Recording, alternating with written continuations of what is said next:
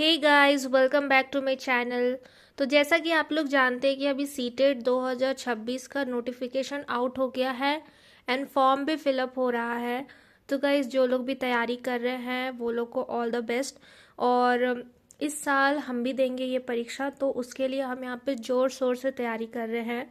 और आज मेरा जो है वो PYQ सेशन चल रहा था, तो हम सीटेट का तैयारी करने के लिए जो बुक्स लिए हैं वो यहाँ पर देखिए। ये 2024 एडिशन है और यहाँ पर 2011 से 2024 का पूरा सेट दिया हुआ है। कोई भी परीक्षा को निकालने के लिए ये बहुत ज़रूरी कि आपके उसके सेट ज़रूर मारे।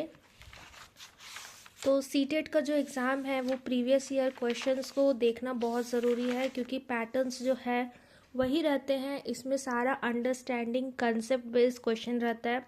तो यहाँ देखिए, सेट 31 हमने आज मारा।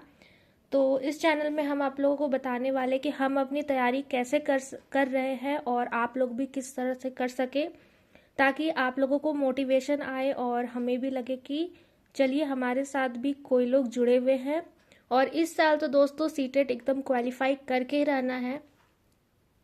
तो सबसे पहले इसका सिलेबस का बात करते हैं। तो पेपर 1 में सबसे पहले देखो CDP रहेगा, जो चाइल्ड डेवलपमेंट होता है, बच्चे का मनोविज्ञान से रिलेटेड होता है। मतलब बच्चा ही भगवान है, बच्चे के बारे में ही सब कुछ यहाँ पे लिखा हुआ है। बहुत सारे नेगेटिव पॉजिटिव वर्ड्स है जो हम आपको अगले वीडियोस में ज़रूर बताएंगे। और फिर मैथमेटिक्स है जो 30-30 नंबर का सारा रहता है। फिर EVS है, लैंग्वेज 1, लैंग्वेज 2, एक हिंदी पेपर रहेगा और इंग्लिश पेपर रहेगा। सो गाइज, CDP पढ़ना बहुत ज़रूरी है। हम लोग सारे सब्जेक्ट्स को लेके चलेंगे, एक भी सब्जेक्ट को इग्नोर नहीं करना है यहाँ पर। अगर आपका इंग्लिश अच्छा है या हिंदी अच्छा है तो उसको भी पढ़ना ज़रूरी है। तो आज अपना दिन भर का रूटीन में मैंने ये PYQ इसको लगाया है, सेट 31, जो कि 2024 का है ये। और ये मेरा कंप्लीट हो गया है और धीरे धीरे करके हम सारा सेट लगाएंगे। 2019 से लेकर के 2025 तक जितना भी पेपर है PYQ का सारा हम सॉल्व करेंगे। और उसके साथ साथ ही हम यहाँ पर कुछ PDF निकाले हैं और ये EVS का है, जो कि बहुत इम्पॉर्टेंट है पढ़ना। इसमें हर वो चीज़ दिया हुआ है जो हमारे सीटेट के लिए बहुत इम्पॉर्टेंट है। जैसे जनजाति है, कुछ क्वेश्चन इससे आ जाते हैं। शेल्टर है, जैसे कि पूछ देगा कि मिट्टी का घर जो है वो कहाँ कहाँ पाया जाता है। बांस की जो लकड़ी का घर होता है तो वो मोस्टली असम में पाया जाता है। तो ये सारे जो वर्ड्स हैं वो मैंने अंडरलाइन कर लिए हैं।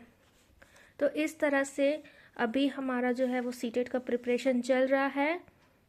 थोड़ा सा आप लोगों को दिखा दे कि मैंने सारे CDP के नोट्स बनाए हुए हैं, जैसे बाल विकास, स्टेजेस ऑफ चाइल्ड डेवलपमेंट क्या क्या है। जैसे कि 9 महीना जो होता है वो प्रसव पूर्व होता है। फिर उसके बाद जो आता है वो शैशवावस्था आता है, जो कि इन्फेंसी स्टेज है। जन्म से लेकर के 2 साल के वर्ष तक जो होता है वो शैशवावस्था होता है। इसमें जो होता है वो बच्चा पूरी तरह माता पिता पर निर्भर रहता है, यानी कि उसकी जो व्यवहार है वो सारा माता पिता को ही देख करके वो सीखेगा, समझेगा। तो ये सारी चीज़ है। फिर देखो धीरे धीरे बच्चे में जिज्ञासा आती है। टॉय एज अगर बोलेंगे तो वो अर्ली चाइल्डहुड एज में होता है। इसी तरह से मैंने सारे यहाँ पे सीटेट के नोट्स बनाए हुए हैं। जो यहाँ पर हमारे फिलोसोफर है, जैसे कि जीन पियाजे हो गए, तो उसने क्या कहा है। फिर आगे जो आपका ले वाइगोत्स्की है। फिर हिंज की क्या कहानी है, हिंज की स्टोरी। कभी कभी ये मोरल डेवलपमेंट थ्योरी जो दिए थे लॉरेंस कोहेलबर्ग, हमारे नैतिकता का सिद्धांत इन्होंने दिया था, जो कि प्रैक्टिकली जो है वो बिल्कुल सही है। तो बहुत कुछ चीज़ है जो हमें पढ़ना बहुत ज़रूरी है। और आप लोगों को भी अगर फर्स्ट टाइम दे रहे हो सीटेट का पेपर तो ज़रूर इस तरह से आप लोग नोट्स बनाएं। फिर यहाँ पर दिया गया है कि जेंडर स्टीरियोटाइप से क्वेश्चंस बहुत ज़्यादा आता है कि किस तरह से इसको हम लोग चैलेंज कर सकते हैं।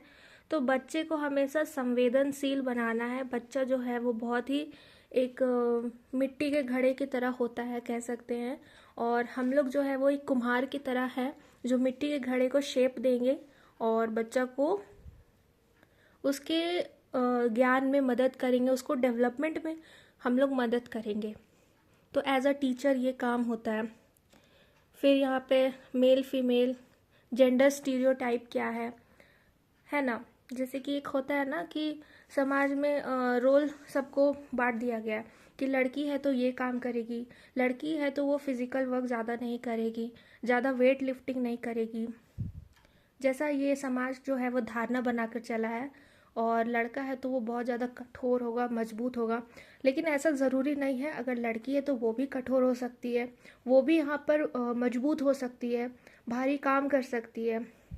तो एज अ टीचर आपको क्या करना है, जेंडर स्टीरियोटाइप को चैलेंज करना है। फिर बहुत सारे चीज़ है जो नेशनल एजुकेशन पॉलिसी के थ्रू हमें पता चला है। तो ये सारे क्वेश्चन जो है वो भर भर के क्वेश्चन में आएंगे, एक दो क्वेश्चन तो ज़रूर आएगा, तो इसको आपको पढ़ना बहुत ज़रूरी है। मोटिवेशन हो गया, इंट्रेंसिक एक बाहरी मोटिवेशन होता है, एक अंदर का मोटिवेशन होता है। हर इंसान में मोटिवेशन होना ज़रूरी है, बिना मोटिवेशन के आप पढ़ नहीं सकते हो, कोई काम नहीं करने का इच्छा करेगा। तो इस तरह जो है मैंने यहाँ पे नोट्स बनाए। और मेरी कॉपीज़ को ज़्यादा ध्यान मत देना, क्योंकि क्या है ना कि मुझे ऐसे ड्राइंग बनाते बनाते पढ़ने का आदत है। तो दोस्तों यहाँ पर देखो हिंदी का फिर फ्लैश कार्ड क्या है, वाक्य विन्यास क्या है, ये सारा नोट्स मैंने बनाया हुआ है जो कि बहुत इम्पॉर्टेंट है और क्वेश्चन इन सब से पूछता है। तो अगर आप लोग पेपर नहीं दिए हो तो मेरे नोट्स को आप लोग देख सकते हो। एंड आप लोग बहुत सारे यूट्यूब वीडियोस पढ़े हुए हैं, उसमें से जा कर के आप लोग अच्छे से जो भी टीचर आप लोगों को अच्छा लगता है आप लोग वहाँ से पढ़ सकते हो। तो